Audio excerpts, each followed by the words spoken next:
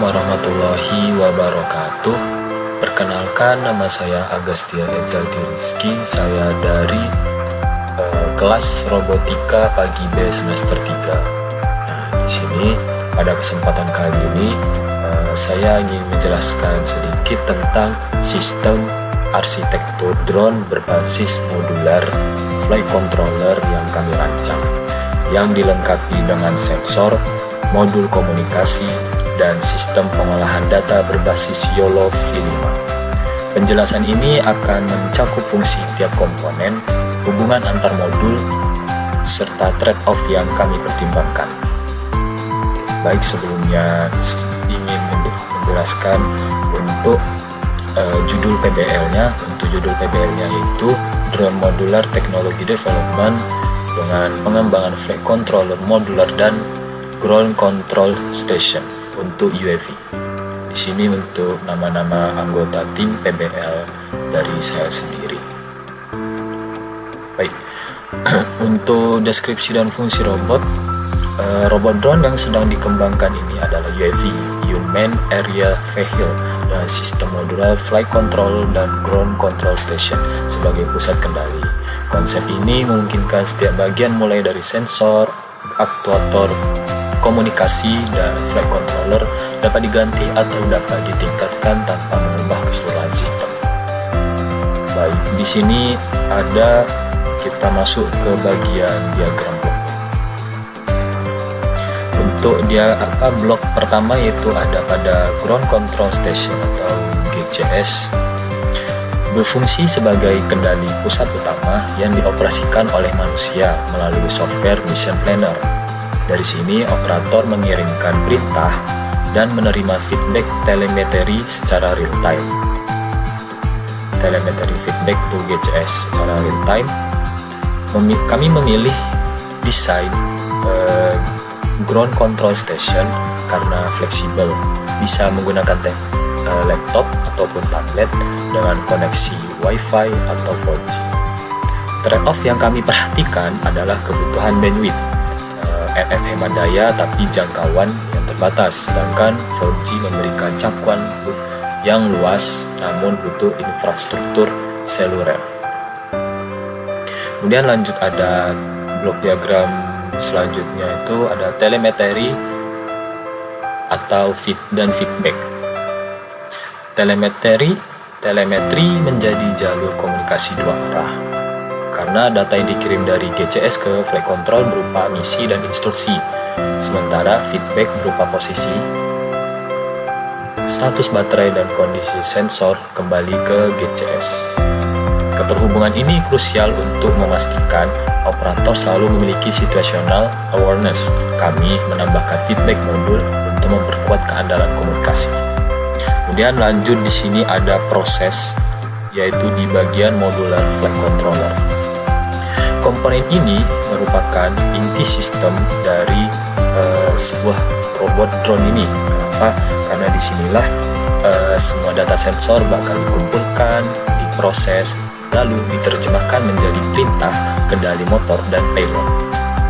Pemilihan desain modular membuat sistem mudah di-upgrade atau diganti tanpa merombak seluruh arsitektur.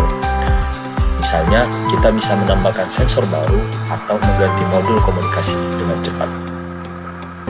Kemudian lanjut untuk output yang dihasilkan dari modular flight control ini. Yang pertama ada IMU dan sensor navigasi, dalam kurung giroskop, akselerometer, dan magnetometer. Pada IMU dan sensor navigasi ini memastikan drone bahwa memiliki data orientasi dan percepatan. GPS memberikan informasi posisi global. Kombinasi ini penting agar drone bisa terbang stabil sekaligus memiliki navigasi yang akurat.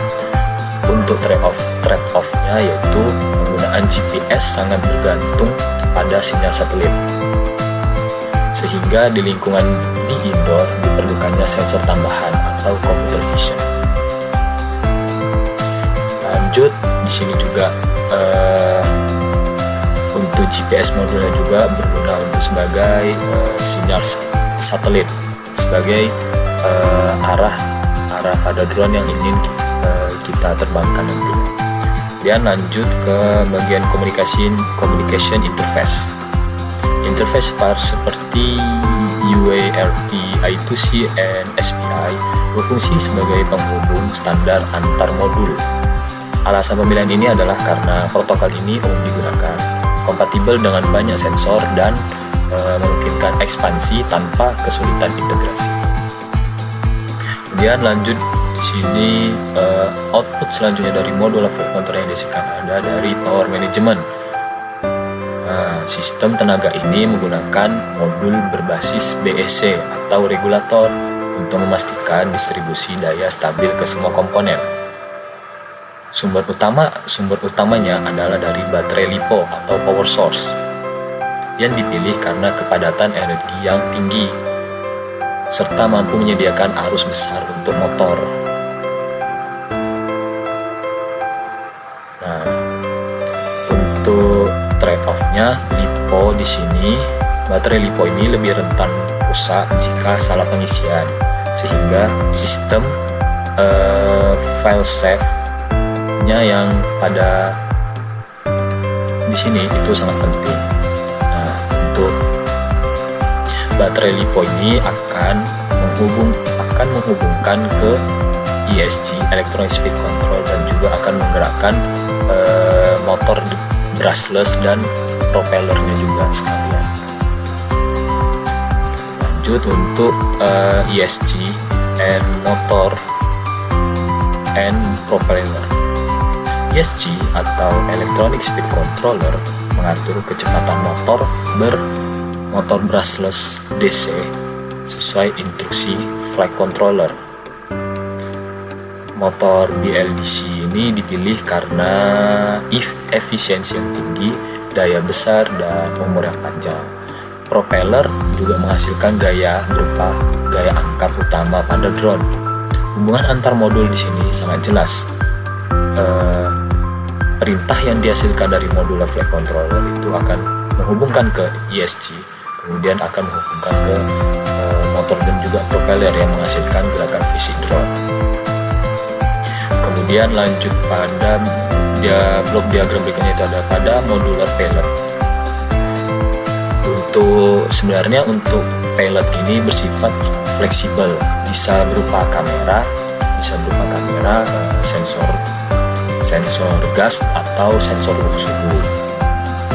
Alasan desain modular adalah agar drone dapat dipakai di berbagai misi, misal untuk pemetaan lingkungan, kemudian untuk monitoring polusi, dan juga penyelamatan bencana.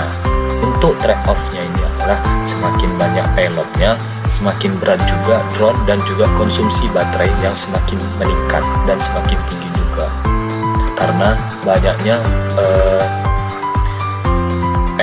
tambahan modular ataupun seperti sensor yang dipasang di drone, sehingga membutuhkan banyaknya konsumsi daya baterai yang lebih dari yang sebelumnya ataupun dari biasanya.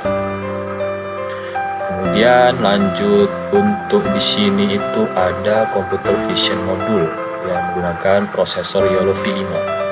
Untuk pemrosesan visual menggunakan YOLO V5 sebagai core computer vision. Modul ini memungkinkan drone mendeteksi objek secara real time, misalnya manusia, kendaraan, ataupun rintangan-rintangan yang ada pada saat uji coba drone nantinya. YOLO V5 ini dipilih karena sangat ringan, cepat, dan sudah teruji dalam deteksi berbasis edge computing. Kemudian lanjut ada file set and safety features and data logger storage module. File set ini menjaga drone tetap aman jika terjadi error, misalnya koneksi hilang atau baterai yang lemah, ataupun karena baterai ini sudah mau habis, dengan mengaktifkan return to home atau auto landing. Sementara itu, data logger pada blok diagram ini itu menyimpan semua informasi penerbangan sebagai bahan evaluasi, validasi, dan peningkatan performa. Ini sangat penting untuk realitinya dalam jangka waktu yang lama.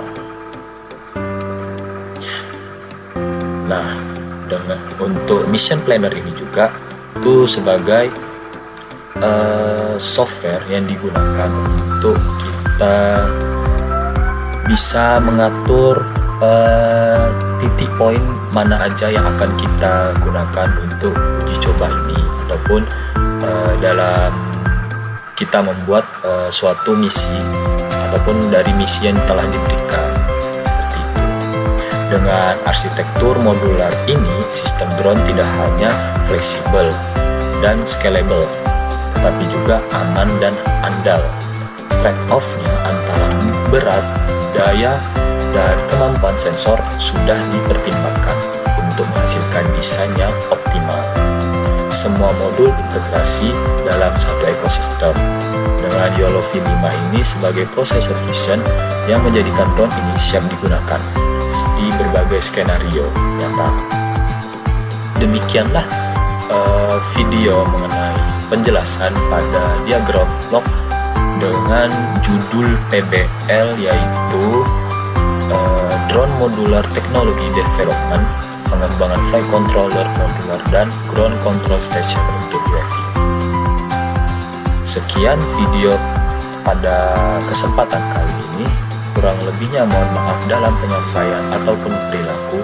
Wabillahi taufiq wal hidayah. Wassalamualaikum warahmatullahi wabarakatuh.